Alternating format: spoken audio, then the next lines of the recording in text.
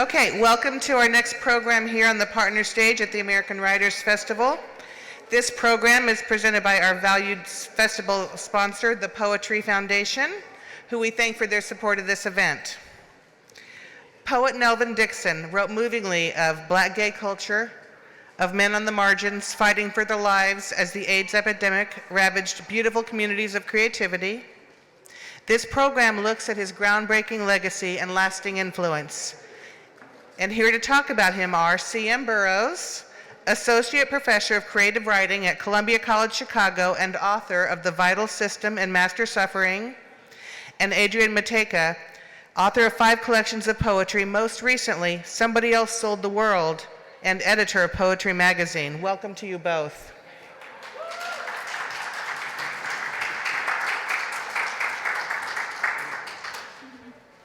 Hi, everyone. Thank you for coming out today. All right, so I'm going to begin by reading the introduction I wrote for this copy of the journal, poetry journal, that contains the Melvin Dixon folio. And this is called Poetic Kin, Meeting Melvin Dixon. My first exposure to Melvin Dixon's work was in the summer of 2009 when my friend Sean Singer emailed me Dixon's poem, Blood Positive, to motivate me as I revised new poems. I was largely writing in first person at the time and revising poems that interrogated vulnerable bodies. Dixon's use of the second person pronoun and allusion to the AIDS epidemic pulled me out of my seat. There are stakes in Dixon's poem, whole lives in immediate peril, and so Blood Positive reminded me to identify what was at stake in my poems as I labored over revisions. The following poem is the first I read by Dixon. This is called Blood Positive. 1. The Children Wonder. What did you do when the thighs of our brothers were nothing but bruises and bones? Where did you go when the songs said to march and you only meandered and minced? Whom did you kiss with your cough and elaborate phlegm? How much time did you borrow on blood? What was the price of your fear and your fist? Don't move, your memory or your life. 2. The dead speak. Leave us alone. We did nothing but worship our kind. When you love as we did, you will know there is no life but this, and history will not be kind. Now take what you need and get out. Dixon wrote in various genres, including poetry, fiction, nonfiction, and translation. He was bad, y'all. He earned his BA in American Studies from Wesleyan in 1971 and a PhD in the Philosophy of American Civilization from Brown University in 1975. His excellence as a scholar and writer led him to a career in academia. He was a professor of literature at Queens College from 1980 until he died in 1992. Although the most crucial element of his creative and scholarly texts is the exploration of memory and his geography in African American and Black diaspora cultures, Dixon enriches his work by centering gay Black men as subjects, characters, and speakers. Vanishing Rooms, 1991, his second novel, revolves around the murder of a gay man in New York City and chronicles the lives of 3 people deeply affected by his death. His second book of poems, Love's Instruments, 1995, foregrounds the life of gay men suffering and dying from AIDS. Dixon rendered lives that were subject to erasure, not the least of which was his own. He died from complications due to AIDS. Poets, including Elizabeth Alexander, assured that his work was not lost. Alexander wrote the introduction to his posthumously published Love's Instruments. In 2012, I was a new faculty member at Columbia College Chicago and creating a graduate seminar focused on marginalized bodies. Marginalization often calls race to mind first, but I wanted to represent sexuality, socioeconomics, disability, and illness. This semester eschewed the idea of not conflating a poet with her poems and dug deeply into a concept I'd recently seen Adrian Matejka articulate on Twitter, aka X, formerly, I don't know. Of all places, that aesthetics and identity in poetry are linked because the poet is experimenting with both simply by writing a poem. The linkage of aesthetics and identity describes Dixon's thorough poetic representation of the lives of gay men and his life as a gay black man. Dixon's poetry consistently arrests me with its impassioned focus on the body in love, illness, labor, and the endless personal and collective grief of the AIDS epidemic. I taught Dixon's Love's Instruments for the first time that year with other books including Tori Dent's HIV Mon Amour, Spencer Reese's The Clerk's Tale, Claudia Rakin's Don't Let Me Be Lonely, and Teresa Hakuncha's Dictee. By the time I began teaching his works, Dixon's two books of poetry, Change of Territory and Love's Instruments, weren't widely available. But I taught the latter from time to time and always thought, someone has to republish these in a single volume. After reading a posthumously published collection of poems by Christopher Gilbert, I wondered, why not me? I desired the book. I couldn't wait for it to be made for me. So in 2017, I wrote to Dr. Justin A. Joyce, the co-editor with Dwight McBride of a collection of Melvin Dixon's essays on literature and life titled A Melvin Dixon Critical Reader, if you're interested in those other types of works outside of poetry. Let's see. So Joyce became my partner ultimately in creating this volume of poetry.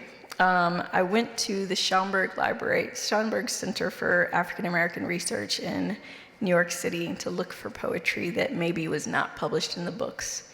Reviewing his work was my first time doing archival research. It felt magical and wonderful to be holding things that he held and touching paper that he had scrawled little notes to himself on.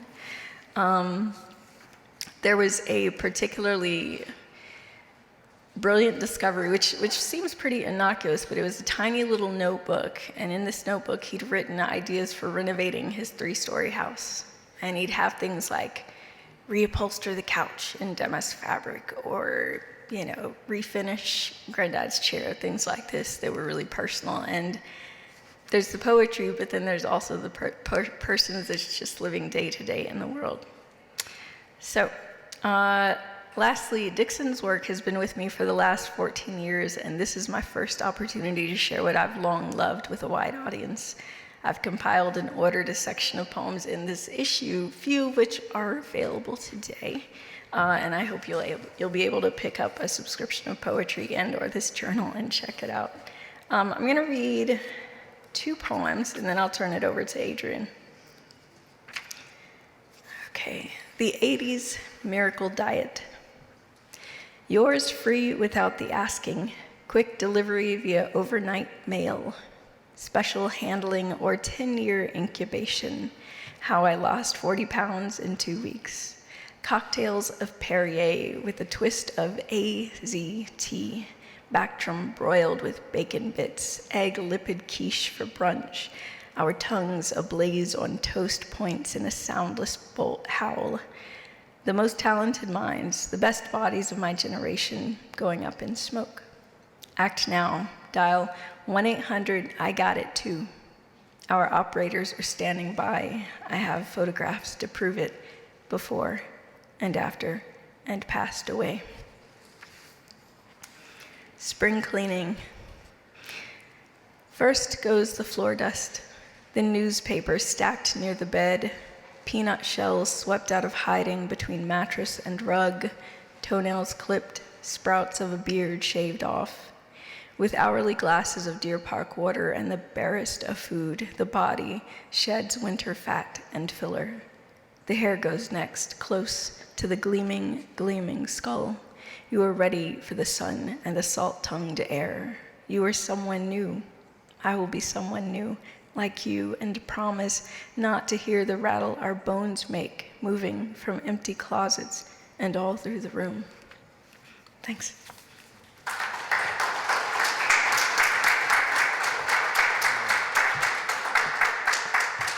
What's up? Peace, everybody. It's so good to see you here. Thank you for joining us to celebrate Melvin Dixon and also just the phenomenon of queer Black poetry. I used to work at a bookstore when I was an undergraduate, so I found Melvin Dixon's first book there. Had no idea who he was, didn't know anything about it, and was mesmerized by both the voice, but also the experience that he was trying to convey, because this is a scholar, this is an intellectual, this is a person who has a wide range of interests and imaginaries, and you can see it in the poems. He is a fluent French speaker. He lived in France for a while, so there's a whole different world for me. This boy from Indiana reading, I didn't know that Black people did things like that, right? We were, in my house, we'd go on vacation once a year to Iowa, so the idea that we could be welcome other places, like that there's an entire diaspora was extraordinary to me. But when I was thinking about what I wanted to say about Melvin Dixon, I think we are so fortunate now that medicine and science have given us some tools to deal with HIV in ways. But for those who weren't around back then in the early 90s, like late 80s, early 90s, it was terrifying, absolutely terrifying, because if you got this, then you were going to die. That was it. And so to see someone living that experience and through their poems, sharing that experience with other people is just so vital, and I'm so glad that you're going to be putting these poems back out in the world in a different way. So because I'm the editor of this magazine, I didn't write anything for the folio, but I wanted to read something that someone else wrote. Cyrus Cassels, who's a beautiful poet and was a close friend of Melvin Dixon, wrote a commemoration of him for this. So I'm going to read that and a couple of poems, and then we can talk a little bit more and answer some questions, okay? Yeah, and if you don't know Cyrus's work, you should check it out. He's a phenomenal poet. It's called On Melvin Dixon, Vivacity and Witness. Besides being eloquent and courageous, Melvin was a vivacious man, one of the most alive people I've ever known, and had a wonderful blend of cosmopolitan erudition, blazing humor, and down-home wisdom. It was my windfall and profound privilege to be on hand for these pivotal moments in his life. Before meeting him in the flesh, I served as an anonymous reader and an advisor for his first book, Poems, Change of Territory, which is the one that I found and was just, it's so good. I hope that you can read it. It thrilled me with its unfettered queer candor and vivid descriptions of North Carolina, my mother's home state. Later, by chance, in the fall of 1983, we were invited to read together at the 92nd Street Y. Melvin proved to be a dynamic and impressive reader in his own verse, bringing the Southern world, the Piedmont of the poems, to full life. In 1985, I was visiting novelist Michael Cunningham in Provincetown when Melvin and his partner Richard Horvitz showed up as prospective buyers. I happily vouched for the two of them, and they ended up purchasing Michael's place. My friendship with Melvin and Richard blossomed then, and we became neighbors on Cape Cod, sharing both local and literary gossip. Melvin's physicality and pealing laughter, our animated times together on his sunny deck overlooking the lapis of Provincetown Harbor still remain incredibly easy to summon. Richard was an administrator for the Ford Foundation, and he and Melvin spent significant periods of time in Dakar, which enhanced Melvin's salient work as an able translator and scholar of African literature. I loved hearing Melvin's stories about Senegalese culture. In 1992, I was in the audience at Outright in Boston when a spellbound Melvin delivered in a short time before his death his fearless and rousing speech, "I'll be somewhere listening for my name." It's in this issue of the magazine and it's available online. The speech is significant and pops up in quite a bit of queer literature when people are looking back at this time. They talk about this speech as being really important. All right. This was both deeply and inspiring and devastating as he spoke candidly about Richard's death and his own harsh struggle with AIDS. The speech was both a rallying cry in that era of ACT UP and a stirring challenge to the audience to live more truthfully and more decisively in a time of grave crisis for our beleaguered community. We did our best, our utmost, Melvin and I, in our second volumes, Love's Instruments and Soul Makes the Path Go Through Shouting, respectively, to be cogent witnesses, to find arrow-sure language for the love and catastrophe we were living through in the premier decade of the AIDS pandemic. There's a poem in here that Cyrus wrote for Melvin Dixon. I'm not going to read it, but I hope that you will. I just want to keep talking about Melvin's poems today, if that's okay. What would be irreplaceable? What would be irreplaceable? Melvin would have had to make. What would the irreplaceable Melvin have made of the 21st century America? I know he would have decried the emperor as made of awfulness of Trump and the MAGA phenomenon. He would have rejoiced at RuPaul's dynamic drag ambassadorship, despite the current anxious cycle of drag demonization. And he would have cheered up when our friend, Black queer poet John Keane, received the MacArthur Fellowship and gave an inspiring speech at the National Book Awards. Let me express to C.M. Burroughs and to Poetry Magazine my heartfelt thanks for this compelling folio in celebration of Melvin's important indelible work. In honor of Melvin's achievements as a poet, novelist, translator, activist, and scholar, in honor of the fire and the lifelong beauty of our youth together, I reach across time and space 3 decades to say to my fabulous cohort and literary peer, well written, well translated, well fought, well lived. Isn't that nice? Like what? I hope somebody can say something like that about me. I'm thinking of like, yeah, you know, he was pretty cheap. Like I can't imagine that anybody would have anything that glorious to say, but we should all hope for that, right? That some friend sees us that way. So I want to read 2 of Melvin's poems, and then we can sit and talk a bit more. This one is called Getting Your Rocks Off, and they're both going to be from the issue. Reading clouds beyond the road, I calculate our distance, survey the space between our clothes where rising curves and mountain tug for air, touch, release. You drive to the hairpin slope, hesitate, turn up and in. We ride on every naked fear you have and discover that men like us are not all granite, shale, deceptive quartz, or glittering layers of mica. From here, you see the whole world differently, brown skin, tufts of black grass. And many times I have given myself to summits like these. Ride in, ride high, ride until the clouds break. You will learn to read rain. You will follow the white gravel it leaves. And so then the other poem I wanted to make sure that I shared is I think probably his most famous poem. It's a poem called Heartbeats. And I think I encountered it in an anthology before I found his book. Heartbeats. Work out 10 laps, chin up, look good. Steam room, dress warm, call home, fresh air. Eat right, rest well, sweetheart, safe sex. Sore throat, long flu, hard nodes, beware. Test blood, count cells, red thin, white low. Dress warm, eat well, short breath, fatigue. Night sweats, dry cough, loose stools, weight loss. Get mad, fight back, call home, rest well. Don't cry, take charge, no sex, eat right. Call home, talk show, chin up, no air. Arms wide, nodes hard, cough dry, hold on. Mouth wide, drink this, breathe in, breathe out. No air, breathe in, no air. Blackout, white rooms, head hot, feet cold. No work, eat right, CAT scan, chin up. Breathe in, breathe out, no air, no air. Thin blood, sore lungs, mouth dry, mind gone. 6 months, 3 weeks, can't eat, no air. Today, tonight, it waits for me. Sweetheart, don't stop, breathe in, breathe out. Yeah, it's Melvin Dixon. Thanks.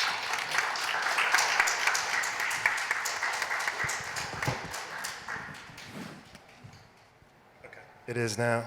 I don't know what I did, or if I did anything at all. Hello.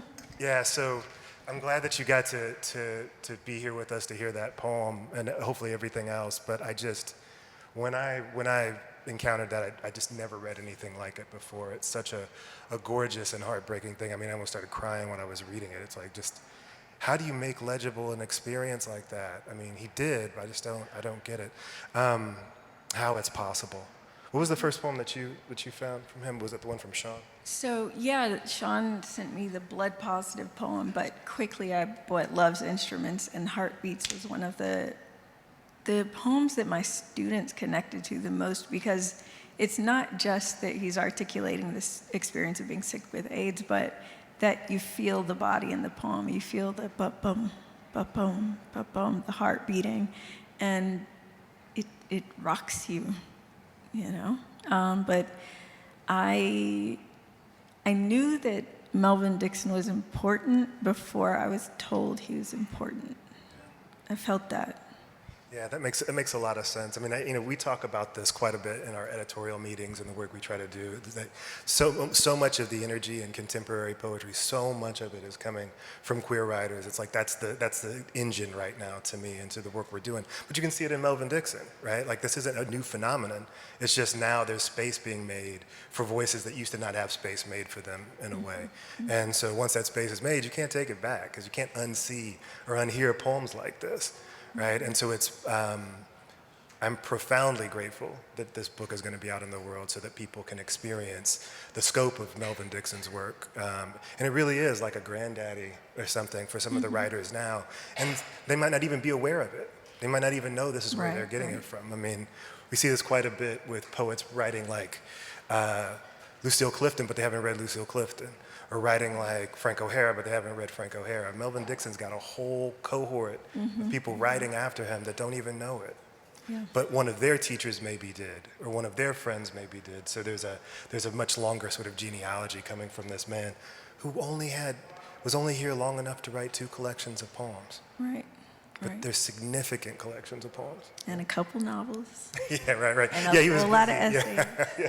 He was busy writing prose too. So there's a bit of advice that we might take. I'm not suggesting that he shouldn't have done that, but I'm wondering how many poems would have been written if he hadn't been writing those novels. And so for poets, like don't go over there. Don't go to that. Like, stay with poems. Stay with poems. I know there's money sometimes, but don't stay with poems. We need those more. Yeah. I was hoping that maybe you could read another poem. Yeah, sure. And we could talk about some of that too. You read another of my favorites, Getting Your Rocks Off. I love that one. So we know family doesn't always embrace queerness. So this is one of those poems. It's called Mother's Tour. At the Louvre, you find Mona Lisa gone secretly to Japan. Egyptian mummies closed, Greek statues so arresting and direct that you stumble. I catch you, falling, but not the pain rising inside. Hours later, you can't walk. I translate in emergency, broken foot, sprained ankle. As the swelling eases, you limp to where my friend and I have slept, sightseeing us naked and embraced and chiseled in surprise breaks what your pill and gauze held tight, since us packing separate souvenirs. His razor, my guidebooks, your figurines, cracked from travels, swelling our distance. Yeah, so, I mean, beyond someone being able to communicate illness and an epidemic of illness and what that's done to so many, it's important for Melvin Dixon then in the, 70s or so, 80s, 70s, 80s, to then also articulate it's not easy being queer. It's not easy being black and queer. It's not easy sharing with your family the things that you love, the people that you love. Because he's having her travel, he's opening her up to these other experiences. Part of that is his own body and how his own body loves. And so I think it's vital for the poets writing today that they know that this poem existed. So how do we build upon what the ancestor Melvin Dixon did for queer verse, right? And queer black verse. Yeah, thinking about that, I mean, I've been thinking about origin stories a lot, because it's summer and it's like blockbuster season, or lots of superhero movies. It's in my head, right? But there are origin stories and poems constantly, right? And one of those, I think, for every queer writer, eventually has to reckon with how the family is there, and what they're doing. And sometimes it's significant and supportive, right? And then other times it's one of the lifelong sort of traumas that people have to work through. And I was lucky because my mom was very supportive of everything that I did, but I can imagine another version of things, which which would have been different, right? And Melvin Dixon's just given us a template for how to talk about that. Because once it's also a common experience, once it's an experience that's shared in a particular way, then it becomes even more difficult to write about because other people have been doing it. But centering the self over the family seems like a wise way to do it. Yeah. Maybe that's a good time for us to stop and ask if you all have questions, because I think what we're going to do is if you ask a question, you can get a copy of the magazine. I brought 5 of them. So if we get 5 questions, 5 people get magazines. Yeah, that side over there was like, let's go.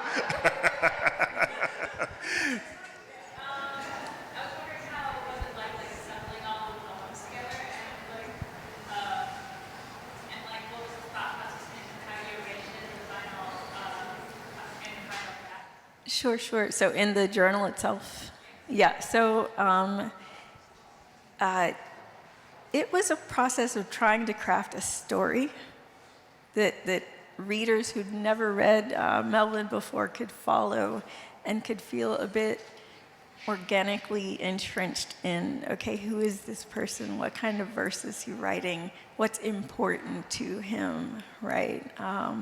And to give the reader an experience of him was very important too. So I'm hoping that happened. I've heard, gotten emails from a few people saying that the work felt important as they worked through the journal, and I'm thankful for that. I knew it was an important task, and I know we have a lot of readers for poetry magazines, so I just wanted to do a good job. And Adrian passed the job to me, and I was just grateful to have the opportunity to do it, to showcase his work, because his name isn't one I hear all the time. It's just not, but it should be. And so hopefully things like this archival folio will help that to be the case. But it was a gratifying process to work with the poems and arrange them in an experience.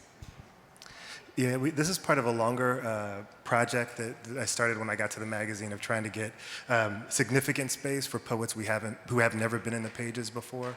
And there's so many of them. I have a really long list of, and you're not going to be surprised that they're all from marginalized communities, just about, like people who just weren't given access to the pages, the kind of access they deserved while they were alive mostly. And so Melvin Dixon was one of the people on. June Jordan was another one that we were able to do, and Azaka Shange was another one who we were able to do, and just like people, like they're all my favorites, but also they should be here. They should be in this conversation in a way that makes plain their contributions, not just to the Black community or to their own spaces, but to the larger conversation of poetry, right? June Jordan's been writing about the stuff that people are writing about now. She wrote about it her entire career, and so people are now realizing, in 1981, she's writing about Palestine, and she's writing about Gaza, but she was doing it in 81. So this is we look backward to understand now. I saw that this young lady back here had her hand up. You have a question for us?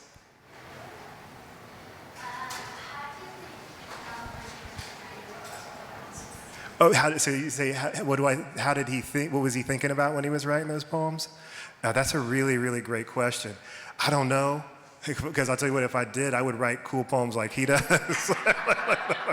But I imagine that, we all have stories that we want to tell, and poems are one of the ways we can do it. So I would imagine he was thinking about those stories. I mean, you read his notebooks. Did he say anything? I did read his notebooks. He did not talk explicitly about journaling about how he felt in writing the poems, but from reading all of his files, I felt that he knew time was precious, right? So it was like the necessity to write was very heavy with him, and I'm just glad he did. Otherwise, Elizabeth Alexander and the other poets that compiled Love's Instruments might not have had much material to work with.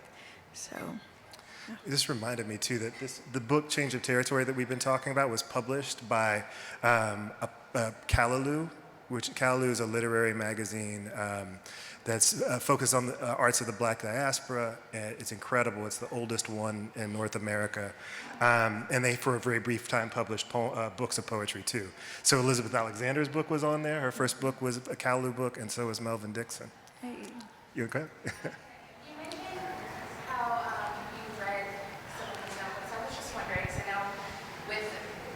Producing art, it's a very vulnerable process, and I wondered maybe he mentioned fear with his work? I told y'all he was a bad man, so I didn't see a note of fear. It was literally just him moving to the world. He had tons of syllabi he wrote for Queens College. He had his notes about his home and what he wanted to do to make it beautiful, and everything was very assured. He knew what he wanted to say and was very clear about it. If you go online to the Poetry Foundation's website and the magazine site, you'll see examples of revisions he made to one of the poems in here, and that he wrote out in longhand. And so check that out so you can see what kind of decisions he was making in writing the poems. Yeah, thank you. I forgot to mention that. So the folio is online, and there's extra stuff that we didn't have room to publish. Visuals from his notebooks and things like that you can check out. Young man, go ahead. Oh, I'm sorry. Apologize. As a young black queer artist in the sex ed sector, hearing about Dixon for the first time is really grateful for the ways I think he's made my life easier when I recognize it. With that in mind, I'm around like teenagers when I was a teacher. Thinking about Dixon also from your perspective, what are some words of encouragement that you might give to young artists who are practicing comics writing for the first time? That's such a beautiful question. Thank you for asking that. Do you want to start, or do you want me to? Well, first of all, give them love's instruments, right? Like, I mean, so I've never been in education like you are, but it would be nice to have a little classroom library with all these books of queer writers that they could pick up and say, oh, wait, my story's in here, right? This person's going through HIV/AIDS now, and maybe that's going on with me. I need to think about it, talk about it, write about it. How do I do that? Oh, wait, here's somebody who's going to teach me how. And it's those lessons that can be pulled forward that are so important. So getting your library together so you can be telling these kids about what to read that will help them through. Yeah. That's right. It's a really great place to start. Yeah, and thank you for the work you're doing with the kids, too. I think that part of the joy of poetry for me is that it gives us power that we don't otherwise have, right? Like, it gives us the power to tell our own stories in a way so that somebody else doesn't tell them, because that's what happens, right? And encouraging young people to think about this as their story that they own, like, this is yours. You can shape it as you will. I don't know, the permission is a big deal. And also knowing, because you've read Melvin Dixon and now you've read June Jordan, you've read these other poets who are speaking to a queer experience, that you're not alone, right? And it's not just in this moment that you're not alone, but this is historical. This is like the ancestors who have also had to deal with this in so many different ways. Let them know that they're not alone, you know? Yeah, thank you for doing that. There's a little sentence here in his speech. It says, if we don't write our books, they won't get written. Right? So hopefully these kids are out there writing their books. It's like both a gift and a curse, right? Like, if we don't do it, we don't get up and do it, it doesn't happen. But that's really a gift. It's not a curse. It's just we're carrying it, right? I see you had your hand up earlier. Yeah. It's kind of a gloomy question, but you were sort of talking about poetry as though there's more of a need for people to be aware, like maybe there's a limited audience or relevance. If that's how you feel, like, could you elaborate on that, and maybe beyond like people like us who care about writing, care about poetry, sharing it, like, do you see other ways in which poetry could be brought to a larger audience?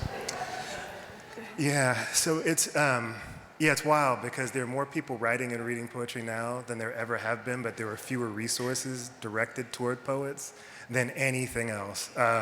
Right now, there are only a few organizations who financially support poetry in the US. Publishers, they don't make money off of it. And so it's almost like the action of it, the act of it being in the world is the most valuable part of it for people. It's not, it's not a monetary thing. I think Ada Limon, who's the US Poet Laureate, might be one of the only people I know who makes a living as a poet, right? Everybody else has got some kind of other hustle, like, multiple side hustles to survive, but it's part of who they are. And so we got the high sign that our time's almost up, but what I would say is that I am 100% convinced that what we need is somebody like Taylor Swift, not to just steal like the title of poet and put it in an album title, but to actually advocate for poems for the people who listen to them. Because poets advocate for it all the time, but we're talking to other poets. And so, the choir has already been preached to.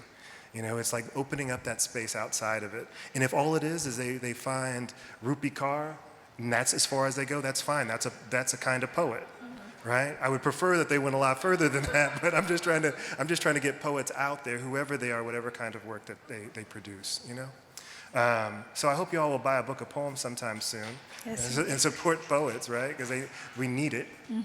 I do. All right, so our time They're is up. signing upstairs on the Yeah. 9th floor, I think. Thank you so much. Thank you all. Did everybody did we give all the books away? Okay. I have one more copy if somebody wants mine. Thank you all. Thanks for listening.